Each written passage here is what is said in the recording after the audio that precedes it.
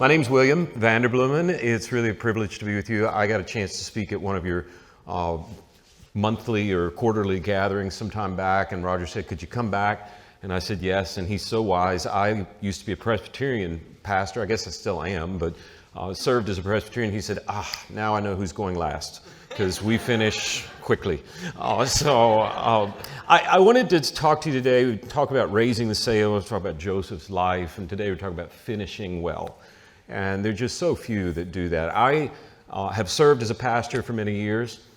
Now I serve in a company that is a mission, and that is to help everyone on Team Jesus find the right leaders. So this might be a church needs a pastor, it might be a school needs a headmaster, it might be a Christian nonprofit needs an exec director, it might be Chick-fil-A needs key staff. But I'm all about when you find the right leader and put them in place, everyone wins.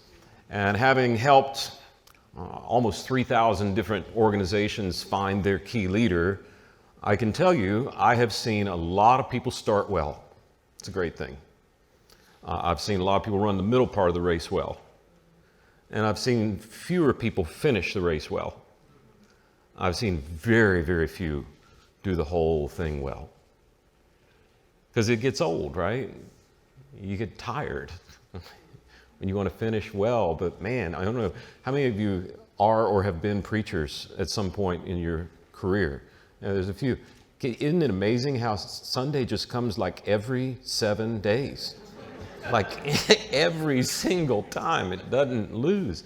It gets old. So how do you keep going? I thought about that. I prayed through the texts on Joseph, and I want to look at the next to last thing he said before he died. So if you've got a Bible, actually we're in a good church with good Bibles, so there's one there if you need it. Open to Genesis chapter 50, 50. And I'm going to read from my Bible. Times have changed, right?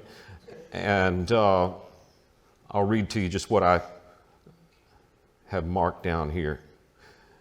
I'm going to start at verse 18, Genesis 50. This is Joseph's brothers. Remember, they left him for dead. They took all that he had and sold him into slavery. Now they're caught in a famine. They don't have anything to eat. And now they figured out Joseph is alive. Oh my goodness, the guy we tried to kill, the guy we left for dead. What's going to happen now? This is the big moment of reckoning.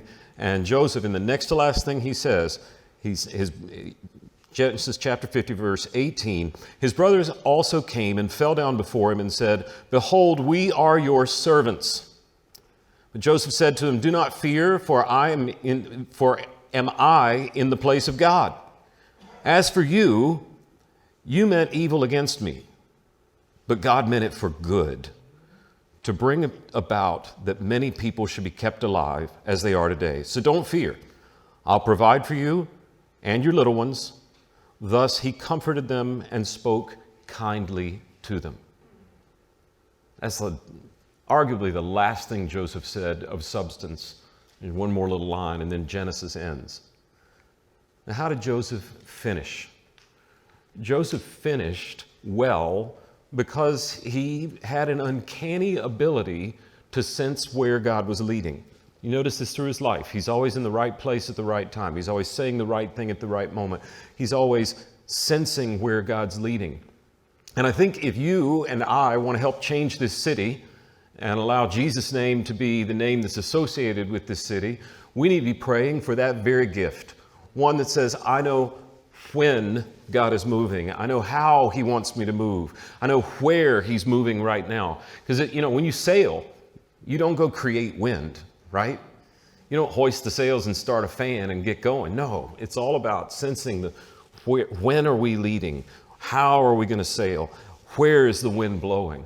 And I want to look at each of those things a little bit with you today. And I want to remind you, if you don't need a reminder, we're coming out of some of the strangest years of leadership in arguably our lifetime. I mean, when did the word unprecedented become tired? right? Who ever thought the word pivot would be a 4-letter word, right? Like, it's just a crazy time. And I read this to the group that I spoke with last time I was with Roger.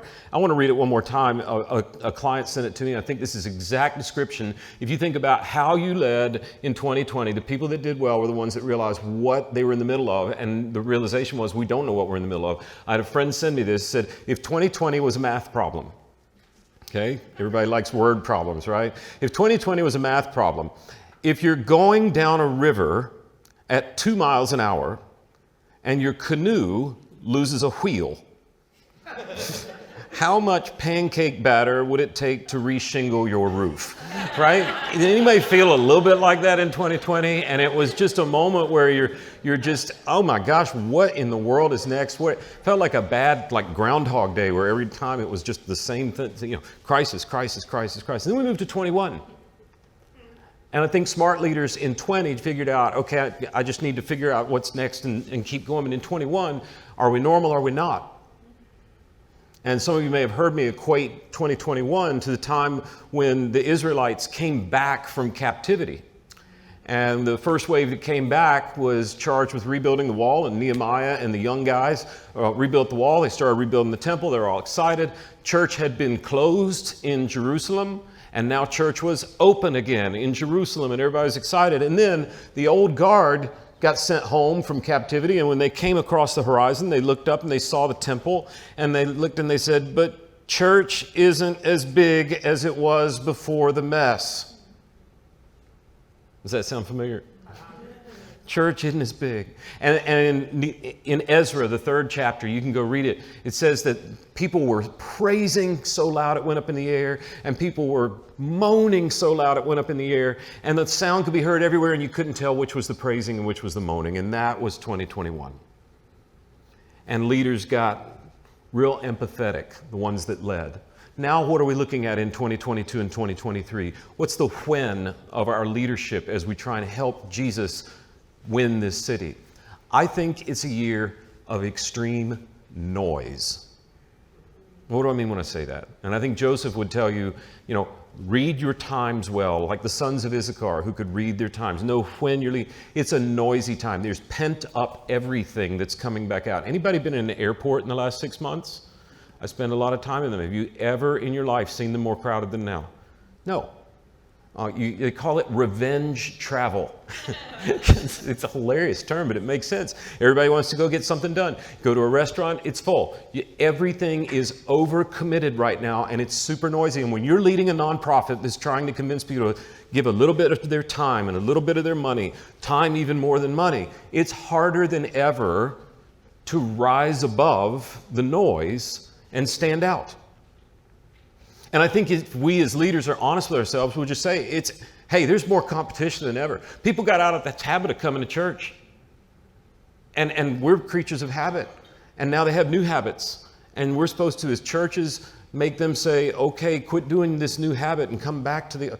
No, we got to rise above the crowd. You're trying to recruit volunteers for whatever you're doing in your organization. They got more things to do than ever now. And they want to travel. And. Because we're pent up. And I mean, my goodness, we weren't meant to be alone. And we were, and now we're out and about. So what are you going to do to rise above the noise? Lessons from Joseph's life. I think there's some pretty clear and simple indicators for how you can lead in this when that will lead you to stand out in the crowd. And I say this because I have actually done a good bit of research. What causes someone or a business or a church or a nonprofit to stand out in the crowd? With as many people as we have, many nonprofits as we have, how do you rise above the crowd? I actually gave this talk in front of about 500 executives at a Forbes panel, just this part of this talk, not the whole Joseph. And person after person came up to me and said, I'm telling this to my kids. This is how you succeed in life. You ready? This is rocket science. And it comes straight out of Joseph's life. Okay? 4 simple points. 1, do what you say you're going to do. Mind-boggling, right? But look at Joseph's life. Every time he showed, the word integrity means whole. It means absolutely what it's supposed to be. And that's what Joseph did. It's what it did when he ran away from Potiphar's wife. It's what he did when he stayed in jail faithfully. Everywhere he went, he did what he said he was going to do. How many of you have worked with a business that has told you, we're going to do this for you, and it comes out not quite right? You've seen the Hertz commercials where they're saying, try another car rental company. Remember, they've been out for several years. So was it like Hertz? And people say, not exactly. Most people, when it's a nonprofit, when it's a church, when it's a ministry or a mission, they just give a not exactly kind of experience to their volunteers. No, it needs to be an experience of excellence. It needs to be exactly what you said. It needs to be that, William, get us out on time. We're supposed to be done then, get us out on time. Where in your ministry could you say, we really need to turn the dial on getting from what we tell people we're going to do to what we actually do? A mentor of mine said to me one time, the difference in the life you want and the life you have? Must and should. What are you talking about? He said, listen, people go through life saying, I should lose 10 pounds. I should balance my checkbook. I should. He said, change happens when should becomes must. Think about that. Change happens when should becomes must. And the difference in the life you want and the life you have is the difference between must and should. When you're forced into doing what you said you're going to do, you will rise above the crowd because people just don't do what they say they're going to do. You'll have no problem gathering people around your vision, gathering volunteers for your ministry. Money will not be an issue if you'll do what you say you're going to do. Here's point number 2 of the rocket science of rising to the top. Do what you say you're going to do. Do it when you say you're going to do it. Anybody done any renovation in their home or build a building or business or anything? Anybody in the last 10 years done any kind of building project? Yeah? How many of those of you who did it can raise your hand and say it finished on schedule? Right? I spend a lot of time in airports and I don't do connecting flights. People say, well, why? You could just connect and it's easier. Because the best airline in the country before the pandemic, the most reliable in the world, misses 1 out of 5 times on their schedule. Misses 1 out of 5 times. You can do study after study of people saying, I'll be there at this time, and they won't. You know what the word in Latin for the word tomorrow in Latin is? Crastina. Now, does this sound like a word you know? What's the word for? Procrastinate. I'm literally going to put it off for tomorrow. Again, where are the shoulds in your life? Could you write down 3 of them today and say, here are 3 shoulds that I will make a must? And you can make it a must by telling people, creating accountability, telling people you'll be somewhere, putting some money on the line, making it so that you lose if you don't turn that should into must. How easy would it have been for Joseph to give up when he was in the prison? How easy would it have been to give up in the pit? How easy would it have been to just stay back with his dad when he was favored? But he kept moving forward. He understood when he was where he was, the when of where he was throughout his life. He understood that how you lead and how you perform your duties matters. And it's pretty simple. Do what you say you're going to do it when you say you're going to do it, and do it at the cost you told people it would cost. Back to our building projects. How many of you finished on budget? You want to be the best builder in the world and make more money than you know what to do? Just build a house on time, on budget, exactly how you said you would. You want to be the best rental car agency in the world. Do what you say you're going to do. Do it when you say you're going to do it. Do it at the cost that's provided. You want to be the best nonprofit that's helping this city, that has volunteers lined up out the door. Do what you say you're going to do when you say you're going to do it at the cost you say you're going to do it. If you tell a volunteer it's going to be this many hours, let it be that many hours, no more, no less. You know who does this better than anybody I know? Anybody ever volunteer with the Houston Livestock Show and Rodeo? Anybody? Yeah, 1 or 2. I actually got on a committee once. I had never seen anything like that. There are hundreds of committees with hundreds of people, and there are wait lists to get to volunteer for the rodeo. It's the craziest thing you ever seen in your life. Why? Is it because everyone is such a big rodeo person here? No, we're urban cowboy, remember?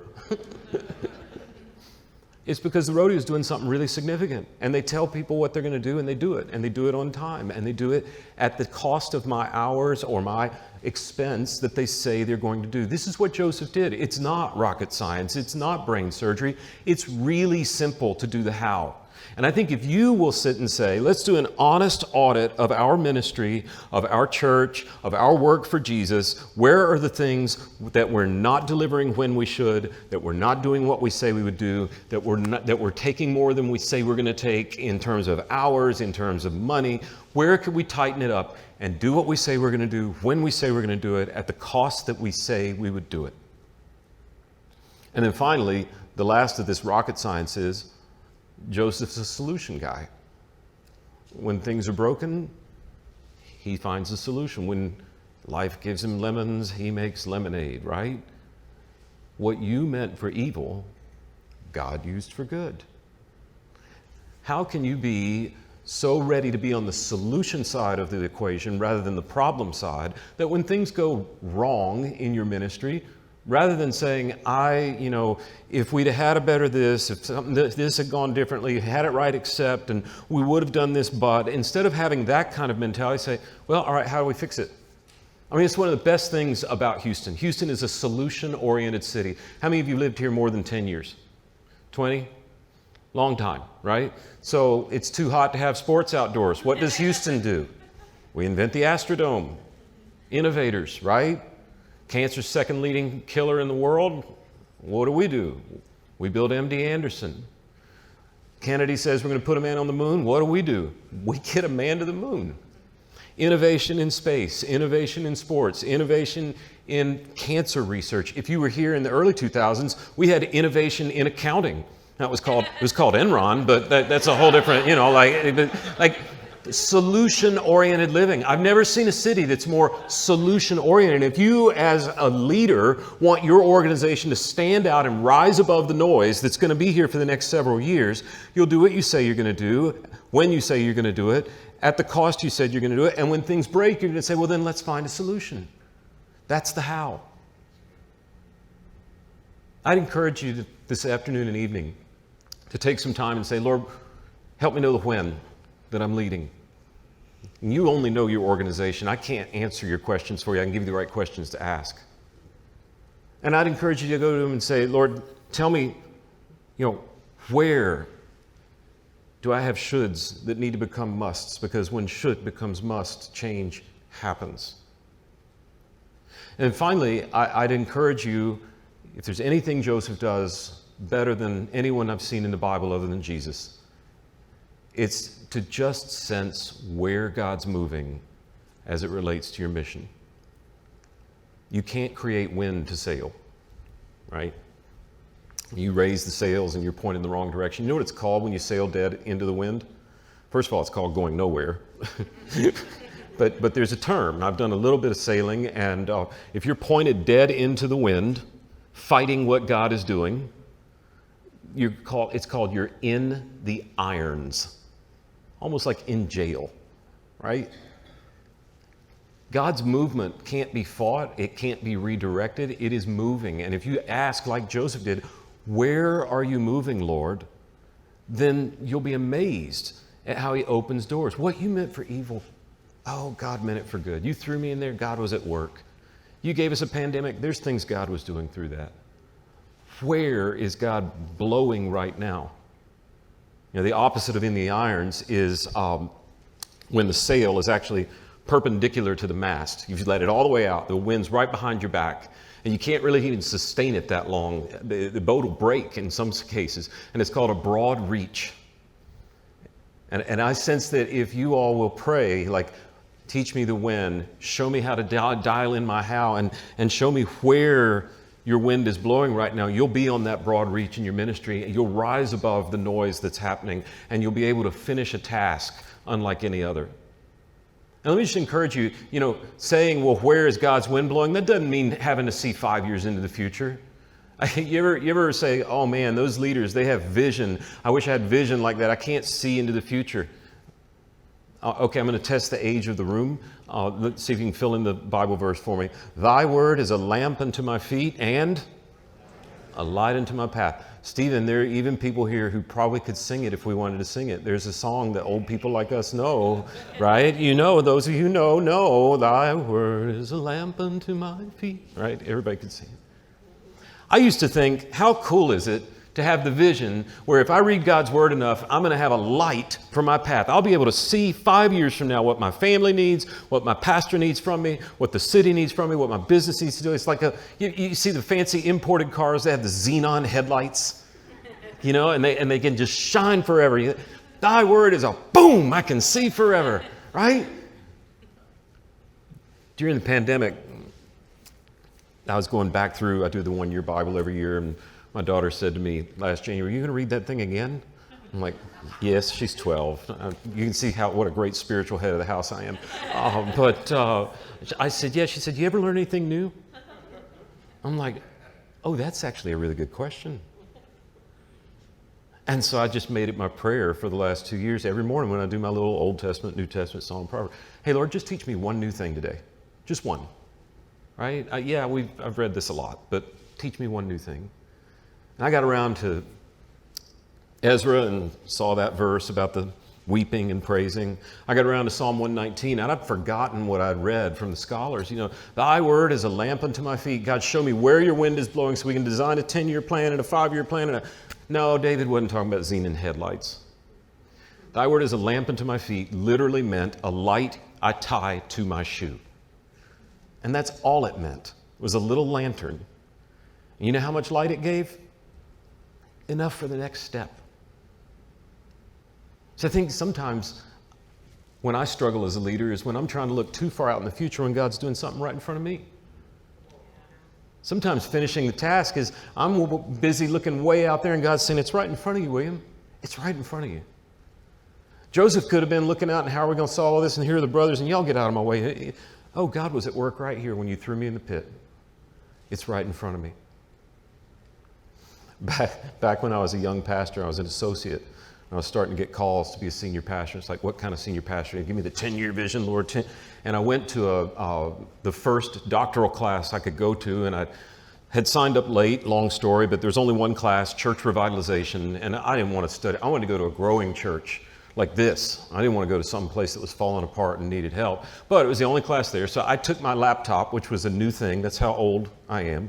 And this was one of the 4 Sundays that I was going to get to preach. Like associate pastor, you know what Worldwide Associate Pastor Sunday is, right? It's the Sunday after Christmas. That's when we all get to preach. So it's Labor Day weekend. I mean, I can give you the calendar. And this was one of those weeks. So I'm all excited. I'm going to get my text down. I'm going to spend the whole week that I'm supposed to be in class. I'll kind of mail that in. It's just, I don't want to take this class. I'm going to work on this sermon. I'm going to preach the paint off the walls.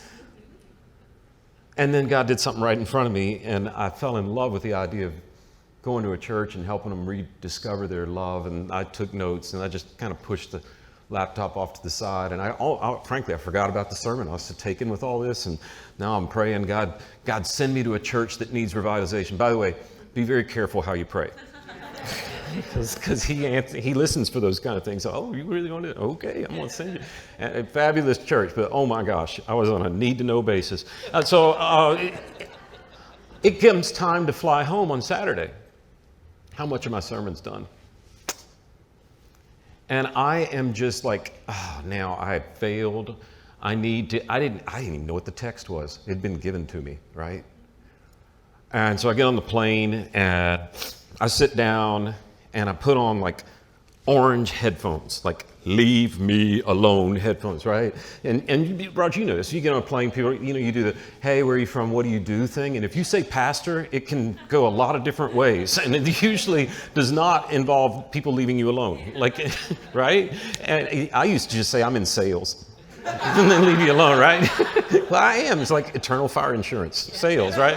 So that's what I do. So I have headphones and burrowed down, and this really attractive lady sits down next to me and says, "No, I'm really burrowed down." I'm like, no. Here's my wedding ring. I'm like, I'm not talking to you, and I'm going to work on my sermon, and that's the way it's going to be. And I'm working on that thing that's going to happen out here, and everybody's going to come to Jesus on Sunday. What do you do for a living? I'm a pastor. That was a mistake, right? Oh, can I talk to you? I'm like, what are you going to say? No. It's like when the church member says, can we have a prayer meeting about that? You're like, no, I don't believe in prayer. No, you can't do that. You have to say yes. Or, can I talk to you about God? If it can be fast, I've got to get busy with a sermon. That was what I wanted to say, but what I said was yes. So she says to me, listen, I just want to know, like, what does the Bible say about dancing? Like, are you kidding me? God, I've got this sermon. I'm never going to get to preach again until next Sunday after Christmas. And I'm like, okay, David danced before the Lord with all of his might. I mean, this has got to be some recovering Baptist, sorry, man, but like all the can't dance things, and you just got, and it's okay, and and dancing's fine. And then she looks at me and she says, I wasn't talking about that kind of dancing. So she's a stripper. And her dad had abused her. She left home. It's the only way she could get money. And now she was dancing. And she wanted to know what God thought about that. Laptop. I was looking way out here. It's right here. We spend the next 2 hours. I hear her story. I don't even remember what I said to her, but God used it somehow. We prayed a prayer. I got off the plane with no sermon. Actually, I got off the plane with no Bible because I gave her my Bible, so I'm really in bad trouble now. But somebody was a little closer to where they need to be. Never saw her again. Got home. I finally need to get after this sermon. It's Saturday night and I'm preaching tomorrow, and I look up the text, which I'd completely forgotten about, and I don't know, how am I going to know anything about this text? And it was about Jesus going up to a well in the middle of the day and meeting a woman who'd kind of been around. And I'm like, oh my God. It was right in front of me. And I was busy looking up here. Joseph had the ability to just look right in front of him and see where the wind was blowing, and to read his times, and to just do things well when the wind was blowing. And it made him one of the few guys in history who started well, lived well all the way through, and finished well. I think you and I could probably be a part of that small minority. And it means keeping going when you're tired of keeping going. Well, Sunday comes every week, fundraising comes every year. Yes, keep going. But if you quit looking all around and just look right in front of you, I bet you'll sense where God's wind is blowing. I bet you won't ever be in the irons again. And you might sail on a broad reach that takes you farther and faster than you knew your boat could go. And that's my prayer for you and for our city. So thanks for letting me come share. Will you pray with me? Father, thank you so much that you are the one who's in charge of the wind. So just give us the ears to hear, the eyes to see, and to sense where you're moving right now. And Lord, I pray for these leaders. I pray that you bless them. I pray that you bless their work and their coming and their going, and that you put them all on a broad reach so that they might do more for you than they ever thought possible. And I pray it in Jesus' name. And everybody said, Amen. Amen. Y'all put your hands together for Wayne Vanderbloemen. Excellent.